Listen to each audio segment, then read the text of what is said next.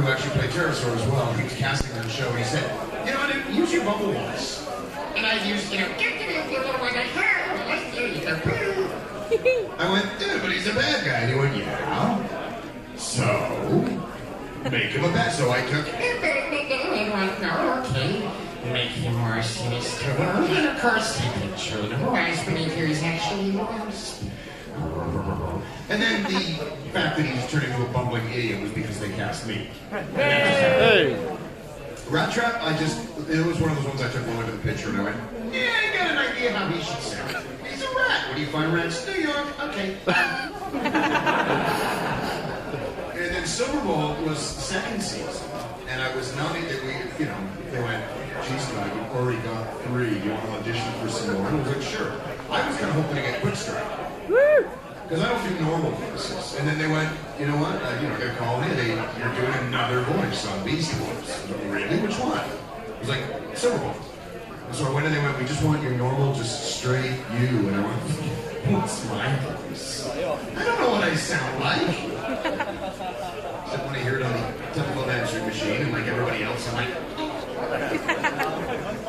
So I was a little stuck with him until I just sort of went one of these like, would he be one of those people that would say, all right, citizens? And the writers kind of went, think, and I went, think, and I went, okay, I think we got it. So that's the long form version. The short form version answers, any other questions? Thank you. You're welcome. What's your favorite voice to do? My favorite voice to do? Oh, God. There's hundreds of them. You don't know what it's like. The fun one is the new one that you just suddenly discover one day. And I don't like to think about it in terms of doing voices. I very much stress the idea, like when I'm teaching and whatnot, that we are not doing voices, we are doing characters. Because voices are just voices. Characters have depth, have breadth. I mean, the greatest of them all, in my estimation, the late great Mel Blanc. He never, in spite of what my therapist tells me, rabbits don't talk. He created characters that are still fully fleshed and alive 75 years later. We're talking Bug, Staffy, Porky, all of those voices. And with all due respect to some of the people that are playing those characters now, and I'm one of them, the soul is somehow missing. So it does come down to character. Voices that are fun are just interesting ones, new ones. Literally, the other day I was goofing around at home and I discovered... I don't know what I'm going to do with it yet, but at some point I will turn that into a voice and it'll be cool. This is how new things get discovered. So I like them all. Two shows I've worked on, there have been 2 things in my entire career, and I've done probably 10,000 episodes of various things. Beast Wars, honest to God, is the show that I'm the proudest of. It was the most fun to work on. The writing on it is extraordinary. Kudos to the writers and the animators. They made this show alive. It's the only show that I've done that I actually watched. And it's just like, I love my picture, I watch my show. I like the rat guy.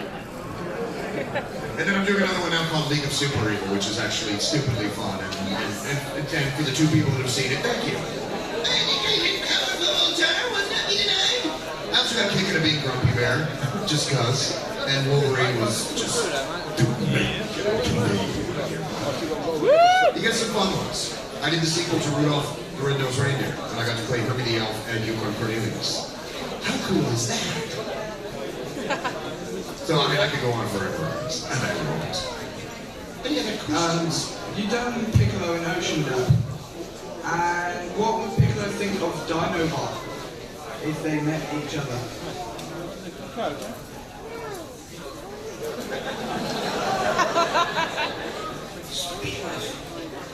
What would Piccolo think of Dinobot? Where do you come up with these things?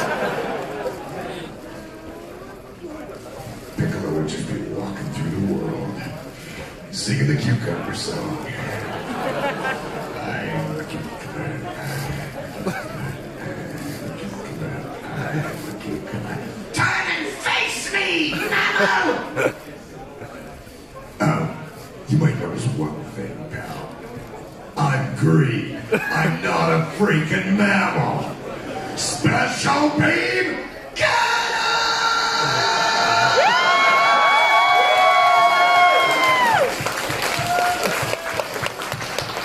And then once the dust had settled, Dinobot would have said, He was delicious.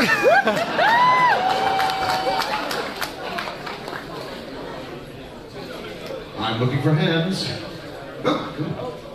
It's like everyone's come. Or at least one or two. Yes. I just did this.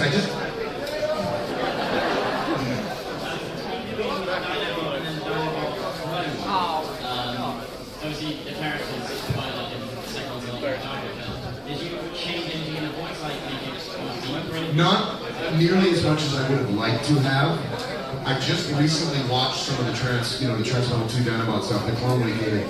Having seen it in hindsight and knowing what they were going to do with it, with the animation, I would have made him way, way more psychotic.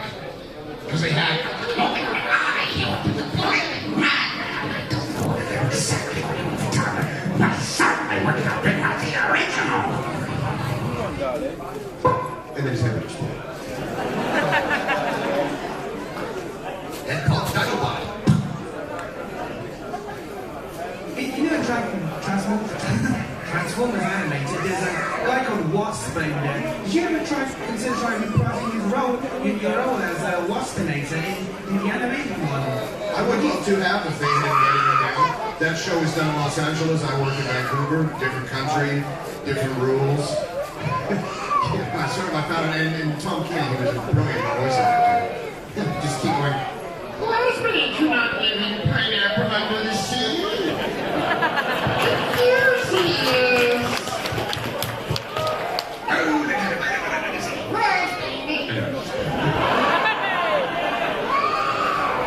Yes. Oh, good God, I was terrified. You people are mad, all of you. I mean, this is a story I've told before. I had been doing cartoons for over a decade, because I am 106 years old. In metric years. Which we have. That joke works way better in the States. But it's a very anonymous job. You know, I go to work, I come home, I take out the garbage, nobody in the street ever goes. So I had no idea. That people really watched. It was like I love my job, I had the best job in the world. I spent my days in a small padded room, screaming, and I did. First convention I ever did was vodka. So it was Transformer paper. It was in California, and I walked in, and I was standing there overwhelmed by all the people, and I looked down, and somebody's drawing some artwork, and I was standing behind him, and I went,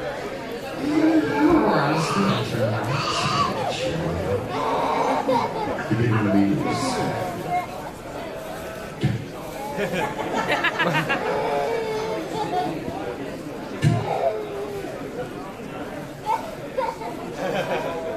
Oh my God. Oh my God. It's Scott McNeil. And I was like, I thought I was on fire. There's a spider on my head. Suddenly it was like, yeah, honey, it's just, I was watching your artwork. It's amazing. And that's where I first met you guys, the collective you guys. And went, wow. These people are insane. I just don't want to try.